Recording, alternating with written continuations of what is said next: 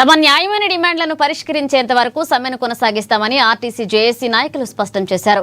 RTC సమ్మె రెండవ రోజు చేరుకోగా ఆదిలాబాద్ డిపో ఎదుట కార్మికులు నిరసన తెలిపారు. వీరికి వామపక్ష కార్మిక సంఘాల నాయకులు మద్దతు తెలిపారు.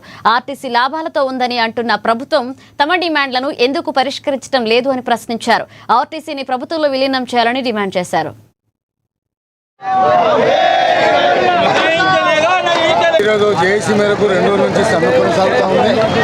ప్రధానంగా డిమాండ్స్ ఏమున్నాయంటే ఆర్టీసీ కార్మికులను ప్రభుత్వంలో విలీనం చేయాలి, ఏదైతే యూనియన్లపై యాక్షన్ పెట్టిందో అవి ఎత్తివేయాలి, ఆర్టీసీ కార్మికులకు ఉద్యోగ భద్రత ఇవ్వాలి, అదేవిధంగా ఏదైతే ఆర్టీసీ ఎలక్ట్రిక్ బస్సులన్నీ మేనేజ్మెంట్కి ఇవ్వాలి, అదేవిధంగా మాకు రావాల్సిన ఏవైతే ఉన్నాయో అవన్నీ నెరవేరాలి.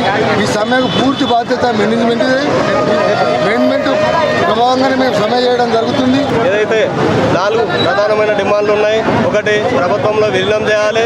అలాగే ఆర్టీసీ వర్కర్లకి 2 PRCలు ఇచ్చాల్సిన అవసరం ఉన్నది. ఆ 2 PRCలతో సహా ఏరియర్స్ కూడా ఇవ్వాలని చెప్పేసి విజ్ఞప్తి చేస్తూ ఉన్నాం.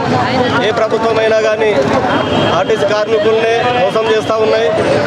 మన ఎలక్ట్రిక్ బస్సులు ఏవైతే ఉన్నాయో అవి నడిపిస్తున్నారో ఎలక్ట్రిక్ బస్సులు అన్నింటినీ కూడా ప్రభుత్వమే ఆర్టీసీ కొనివ్వాలని చెప్పేసి తెలియజేస్తూ ఉన్నాం. అలాగే ఈ రోజు 2వ రోజు కూడా సమ్మెలో భాగంగా ఆర్టీసీ కార్మికులు అందరూ కూడా పాల్గొన్నారు.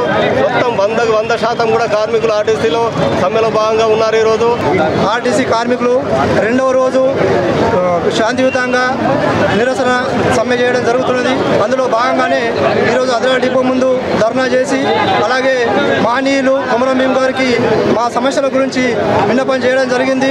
ముఖ్యంగా ఇది ఆర్టీసీ అనేది ప్రజా రవాణా సంస్థ. దీన్ని రక్షించుకోవడానికే మేము పోరాటం చేస్తున్నాం తప్ప ఇది ఏదో మా హక్కుల కోసం కాదని దీనికి ప్రజలందరూ మాకు సహాయ సహకారాలు అందించాలని ఈ సందర్భంగా మేము విజ్ఞప్తి